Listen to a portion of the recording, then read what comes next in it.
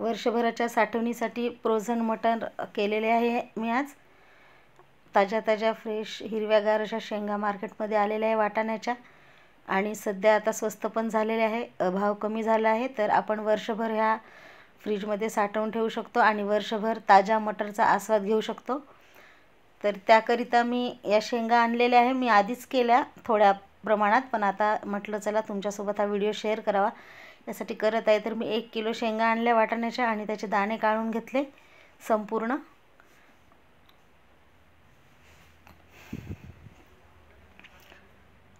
मी याआधी थोड्या केल्या आणि त्या ठेवल्या, पण आता व्हिडिओसाठी फक्त 1 किलोच्या करत आहे. आणि त्या दाणे पूर्ण काढून घेतल्यानंतर ते दाणे साफ करून घ्यायचे. त्याच्यातून बारीक बारीक जे दाणे असतात किंवा किडके कुचके असे दाणे पूर्ण काढून घ्यायचे, वेचून घ्यायचे. एकसारखे एका आकाराचे वाटाणे इथे पाहिजे आपल्याला. तर असं साफ करून घेतले संपूर्ण वाटाणे.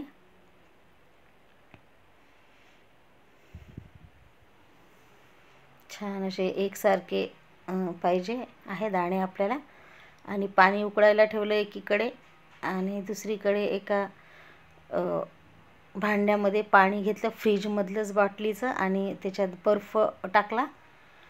तयार करून ठेवून द्यायचं. ते पाण्याला छान व्यवस्थित उकळी आली की त्याच्यामध्ये अर्धा चम्मच साखर टाकल्याने रंग हिरवागार राहतो मटारचा. आणि त्याच्यामध्ये पूर्ण वाटाणे टाकून द्यायचे उकळत्या पाण्यामध्ये. आणि फक्त खूप शिजवायचे नाही आहे, पूर्ण सगळे वाटाणे वरती आले पाहिजे तोपर्यंत, म्हणजे 2 मिनिट लागतात या क्रियेला.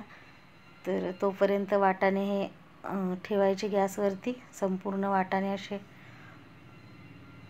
वरती आले पाहिजे, पाहू शकता.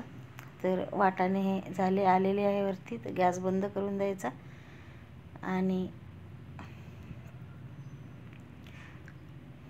वाटाणे लगेच काढून जे पाणी बर्फाचं केलं त्या पाण्यामध्ये टाकून घ्यायचे.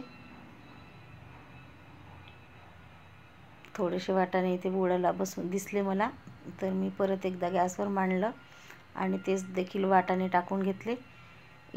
असं केल्याने जी कुकिंग प्रोसेस आहे ती बंद होते वाटाण्याची. थंड पाण्यामध्ये थोड्या वेळ राहू द्यायचे वाटाणे बर्फाच्या.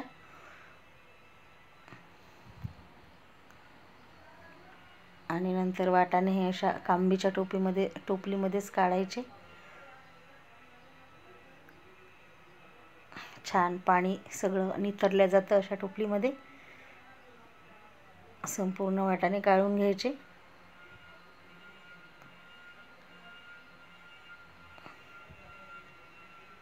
आणि कॉटनच्या फळक्यामध्ये वाटाणे पूर्ण टाकून घ्यायचे.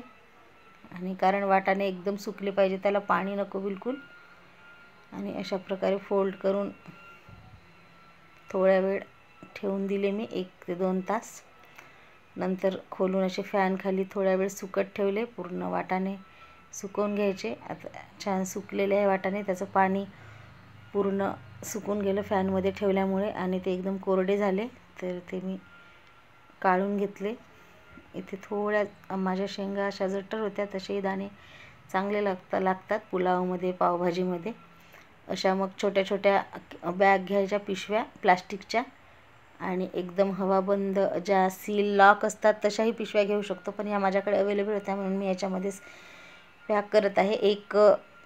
एक पॅकेट काढायचं जेव्हा आपल्याला वापरायचं आहे, ते पूर्ण संपलं पाहिजे, त्याच्यातले ठेवायचे नाही. अशा प्रकारे जसे तुम्हाला आवश्यक आहे तशा प्रकारे पॉकेट भरून घ्यायचे. कोणतं पॉकेट छोटं कोणतं पॉकेट मोठं. तर अशा प्रकारे मी इथे म्हणजे 5 पॉकेट झालेले आहे. तर आधी मी हे तुरीचे दाणे आहे जे मी फ्रोझन करून ठेवले होते डिसेंबर महिन्यात, पाहू शकता